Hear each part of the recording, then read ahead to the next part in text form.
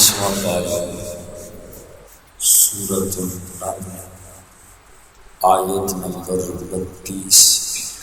17واں رکوع ختم ہو رہا ہے، 18واں رکوع شروع ہو۔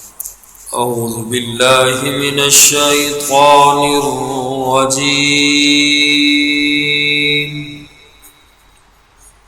بسم اللہ الرحمن الرحیم۔ قالت یا ایھا الملأ،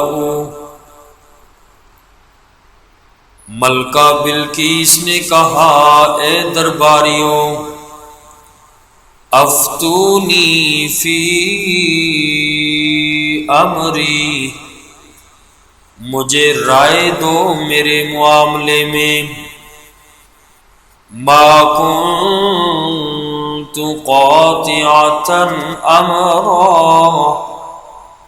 میں کسی معاملے میں یقینی فیصلہ کرنے والی نہیں ہوں، حتی تشہدون،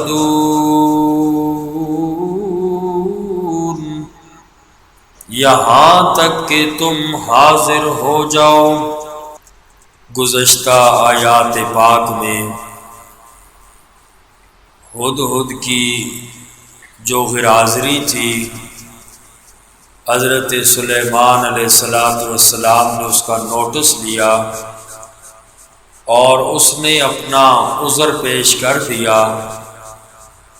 پھر حضرت سلیمان علیہ السلام نے فرمایا کہ میں دیکھتا ہوں کہ اصدقت ام کنت من الکاذبین، کیا یہ ساری کہانی جو تو نے میرے سامنے پیش کی ہے، کیا تو سچا ہے یا جھوٹا ہے؟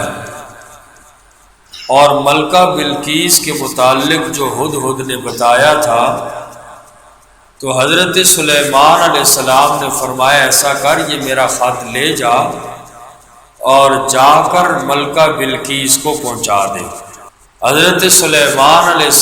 السلام نے خط لکھا، انہ من سلیمان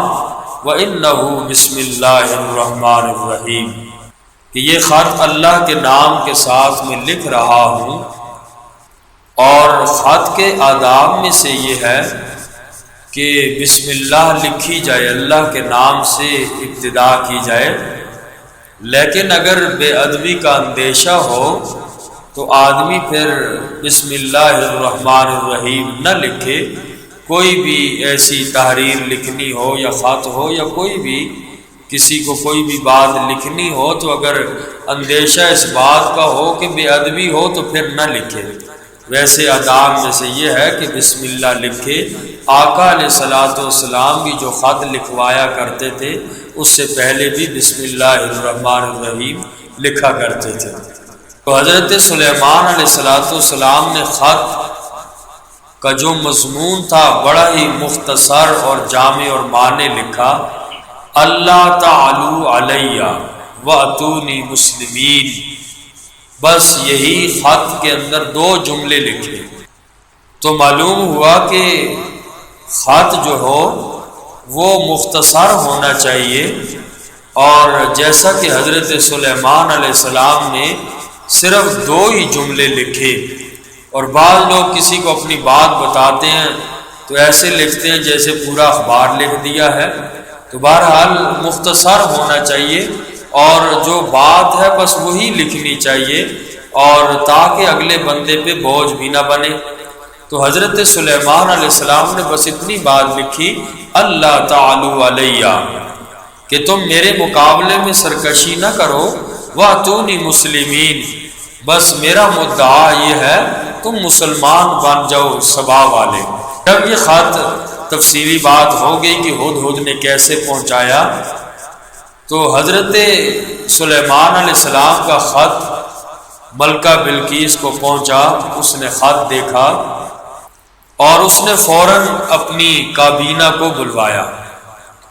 جو درباری تھے ان سب کو بلایا اور اس سے مشورہ لینا اس نے ضروری سمجھا۔ اپنی کابینہ کے افراد کو بلایا اور آ کر کہنے لگی کہ میرے پاس خط آیا ہے، اور ان کو خط کا مضمون پڑھ کر سنایا جو حضرت سلیمان علیہ السلام نے لکھا تھا کہ سرکشی نہ کرو، مسلمان بن کے میری اطاعت قبول کر لو،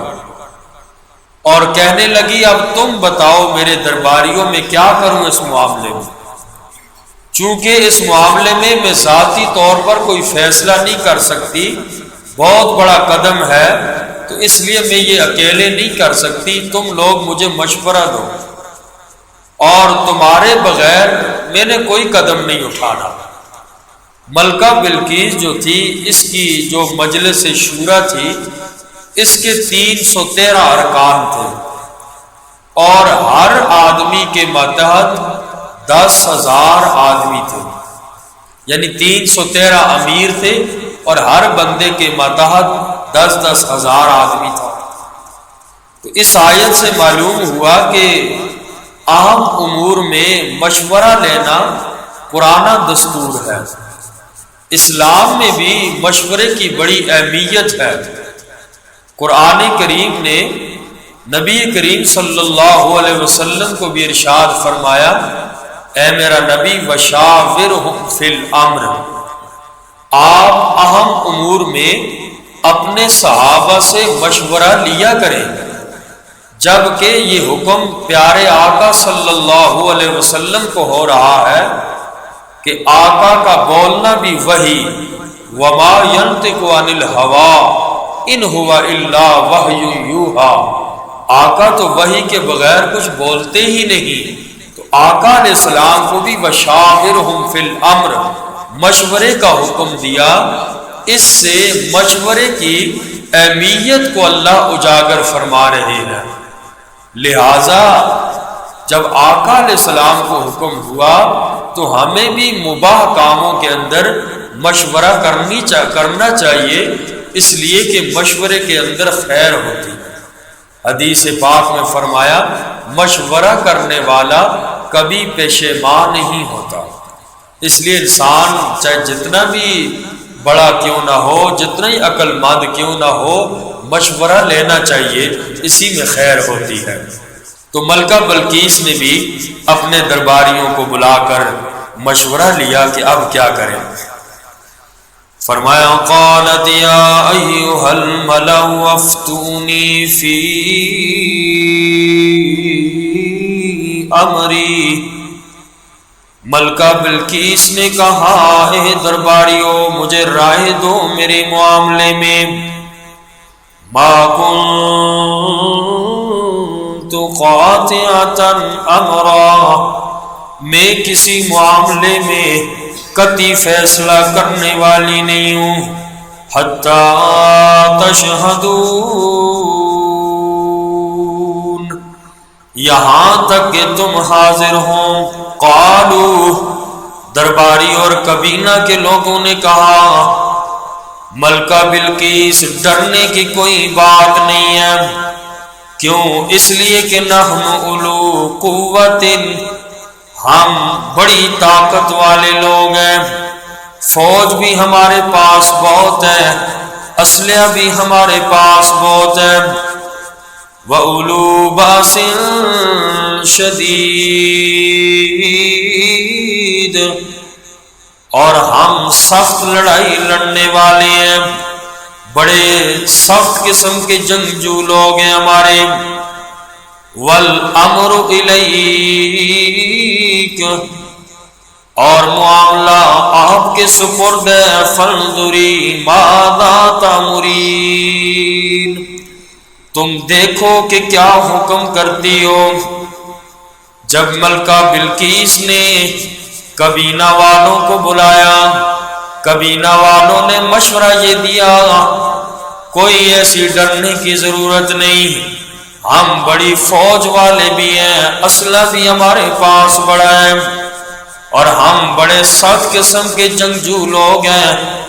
کہنے لگے آپ جو کچھ بھی کہو، معاملہ ہم پھر بھی آپ کے اوپر ڈالتے ہیں، اے ملکہ بلقیس جو تم حکم دو گی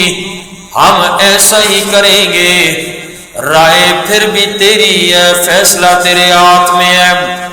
ہماری پرواہ نہ کر، ہم ہر قربانی دینے کے لیے تیار ہیں، تو نے جو فیصلہ کرنا ہے کر گزر۔ قالت، ملکہ بلقیس نے کہا، ان الملوک، بے شک بادشاہ، اذا دخلوا قریۃ افسدوها، کسی بستی میں داخل ہوتے ہیں جب، افسدوها، اس کو برباد کر دیتے ہیں، وجعلوا اعزت اہلها اذلہ، اور بنا دیتے ہیں وہاں کے باعزت لوگوں کو ذلیل، وَكَذَلِكَ يَفْعَلُونَ،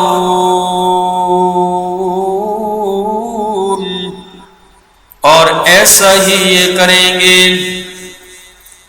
اب فوج والوں نے کہہ دیا، کابینہ نے، ہم ہر طرح کی قربانی دیں گے، ہمارے پاس اسباب وسائل سب کچھ ہے، لیکن فیصلہ تیری اوپر چھوڑتے ہیں۔ اب ملکہ بلقیس بھی بڑی دانش مند تھی، اس نے دانش مندی کا مظاہرہ کیا، کہنے لگی کہ جب فاتح بادشاہ کسی ملک میں داخل ہو جاتے ہیں تو اس ملک کی اینٹ سے اینٹ بجا دیتے ہیں، خراب کر دیتے ہیں اس کو،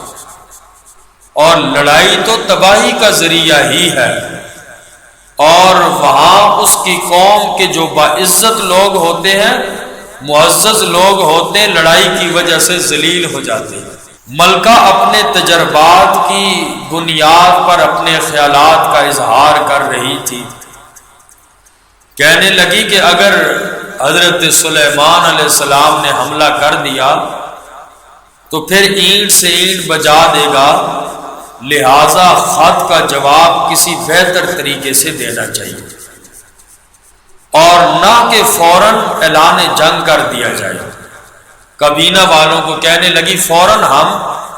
اعلان جنگ نہیں کرتے، بلکہ ہم حضرت سلیمان کو آزمانا چاہتے ہیں، اور اس نے آزمانے کا یہ طریقہ ملکہ بلقیس نے حضرت سلیمان علیہ السلام کو آزمانے کا یہ طریقہ اختیار کیا، کہنے لگی کہ میں ان کو ہدیہ بھیجتی ہوں اور مال اور اسی طریقے سے سونے چاندی جواہرات وغیرہ بھیجتی ہوں، دیکھتی ہوں اس کا جواب کیا آتا ہے۔ مقصد یہ تھا کہ اگر سلیمان علیہ السلام عام حکمران ہوئے تو ہدیہ لے کر خوش ہو جائیں گے، پیسہ اور سونے اور چاندی دے کر خوش ہو جائیں گے، اور پھر ہم ہمارے اوپر حملہ نہیں کر سکیں گے۔ تفسیری روایات کے اندر آتا ہے ملکہ بلقیس نے 500 لونڈیاں اور 500 غلام، 500 سونے کی اینٹیں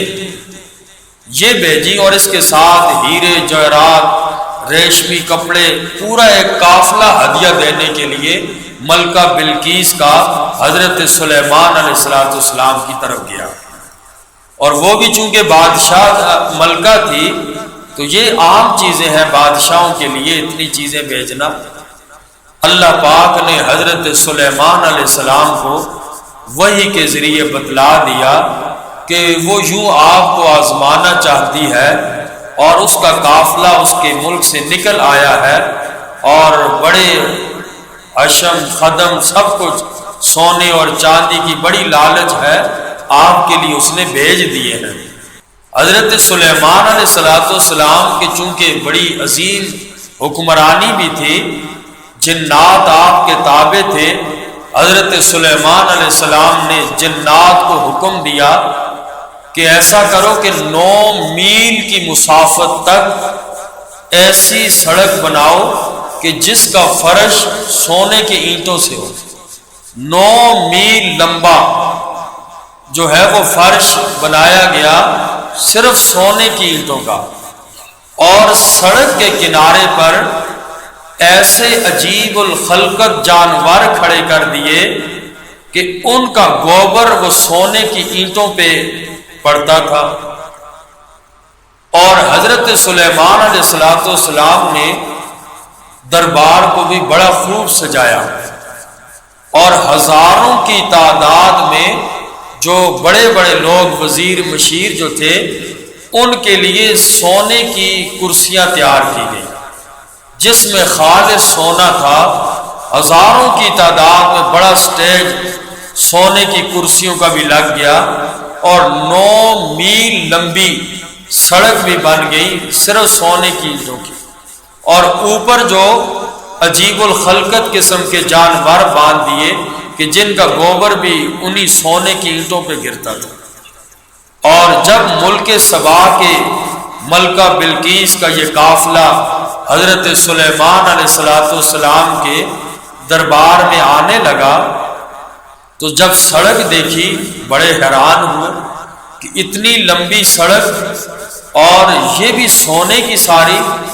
اور سونا بھی پھر اس کے اوپر جانور گوبر کر رہے ہیں، یعنی حضرت سلیمان تو کوئی عظیم بادشاہ ہے جس کو تو سونے کی کوئی پرواہ ہی نہیں ہے، اور انہیں اپنا جو ملکہ سبا نے 500 اینٹیں جو دی تھی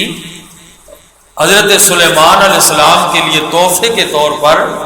تو ان کو حقیر لگنے لگا کہ یہ کیا ہے، اس بندے کے سامنے سونا، یہ 500 اینٹیں ہم دیں گے، یہ تو اس کو اتنی اینٹیں دیتے بھی شرم آئے گی۔ انہوں نے وہ 500 جو اینٹیں تھی وہ ادھر ہی پھینک دی، نیچے ہی پھینک دی کہ ہم حضرت سلیمان کو یہ حقیر سا تحفہ پیش نہیں کر سکتے۔ بہرحال دربار میں پہنچے، تو دربار میں پہنچنے کے بعد سلیمان علیہ السلام نے ان کا خوب استقبال کیا اور بڑی مہمان نوازی کی، اور پھر حضرت سلیمان علیہ السلام نے ہدیہ واپس کر دیا۔ واپس ہی کیا کیا، بلکہ جتنا وہ لے کر آئے تھے اس سے 3 یا 4 گنا زیادہ حضرت سلیمان علیہ السلام نے اس قافلے کو اور زیادہ دے دیا، اور فرمایا کہ اس چیزوں سے مجھے مرعوب نہ کرو، جو اللہ نے مجھے دیا ہے علم اور شریعت، اور اللہ نے بڑی بادشاہت بھی دی ہے، ہر چیز پہ میری بادشاہت ہے۔ اور ہدیہ حضرت سلیمان علیہ السلام نے واپس کر دیا، اور ہدیہ جو ہے یہ واپس نہیں کرنا چاہیے۔ سوال یہ ہوتا ہے کہ حضرت سلیمان علیہ السلام نے ہدیہ واپس کیوں کیا؟ کیونکہ رسول اللہ صلی اللہ علیہ وسلم بھی ہدیے کو قبول فرمایا کرتے تھے۔ بات دراصل یہ تھی کہ یہ رشوت کی حیثیت سے بھیجا گیا تھا۔ اللہ کے نبی سلیمان علیہ السلام کو وحی کے ذریعے اللہ کی طرف سے بتا دیا گیا تھا وہ بھیج رہی ہے اور آپ کو چیک کر رہی ہے، اس لیے یہ ہدیہ نہیں تھا، رشوت کی حیثیت سے بھیجا گیا تھا کہ اس کے ذریعے وہ سلیمان علیہ السلام کے حملے سے ملک سبا محفوظ ہو جائے۔ اس لیے حضرت سلیمان علیہ السلام نے ان کے ہدیے کو ٹھکرا دیا، وہ ہدیہ تھا ہی نہیں۔ اور اسی طریقے سے کافر کا ہدیہ قبول کرنا جائز ہے یا نہیں ہے؟ تو کافر کا ہدیہ قبول کرنے میں اگر اپنی یا مسلمانوں کی کسی مصلحت میں خلل آ جائے، ہدیہ قبول کرنا درست نہیں ہے۔ اور رسول اللہ صلی اللہ علیہ وسلم نے بھی بعض کافروں کا ہدیہ قبول فرمایا تھا، اور بعض کا اللہ کے نبی صلی اللہ علیہ وسلم نے رد فرما دیا تھا۔ اس لیے وہ مصلحت کو دیکھا جائے گا، یہ کافر مسلمان کو ہدیہ دے رہا ہے، اس کی وجہ کیا ہے، کیوں دے رہا ہے؟ اگر تو اپنی مصلحت یا مسلمانوں کی مصلحت میں کوئی خلل آتا ہے تو اس کا ہدیہ ٹھکرا دینا چاہیے، اب ویسے ہو تو قبول کرنا بھی جائز ہے۔ فرمایا وَإِنِّي مُرْسِلَةٌ إِلَيْهِمْ بِهَدِيَّةٍ، اور بے شک میں بھیجنے والی ہوں ان کی طرف کچھ تحفے، کچھ ہدیے۔ فَنَاظِرَةٌ، پھر دیکھتی ہوں، بِمَا يَرْجِعُ الْمُرْسَلُونَ، بھیجے ہوئے کس چیز کے ساتھ لوٹ کر آتے ہیں؟ جواب کیا آتا ہے؟ فلما جاء سلیمان، جب قاصد آیا حضرت سلیمان علیہ السلام کے پاس، قال، حضرت سلیمان علیہ السلام نے فرمایا، اتمدوننی بمال، کیا تم میری مدد کرتے ہو مال سے؟ یعنی مجھے مال کے ذریعے سے مرغوب کرنا چاہتے ہو، مال کا روب ڈالنا چاہتے ہو؟ فما آتانی اللہ خیر، پر جو اللہ نے مجھے دیا ہے وہ بہتر ہے، مما آتاکم، اس سے جو تمہیں دیا ہے، بل انتم بہدیتکم تفرحون، بلکہ تم اپنے تحفوں پر خوش رہو، انہیں واپس لے جاؤ۔ انشاءاللہ آگے واقعہ الحمدللہ رب العالمین والعاقبۃ للمتقین والصلاۃ والسلام علی سید الانبیاء والمرسلین وعلی آل بیتہ واصحابہ اجمعین۔ ربنا تقبل منا انک انت السمیع العلیم وتب علینا انک انت التواب الرحیم۔ حاضرین مجلس میں جن کے والدین دنیا سے چلے گئے، اللہ ان سب کی قبروں کو منور فرمائے۔ وصلی اللہ تعالی علی خیر خلقہ محمد وآلہ وصحبہ۔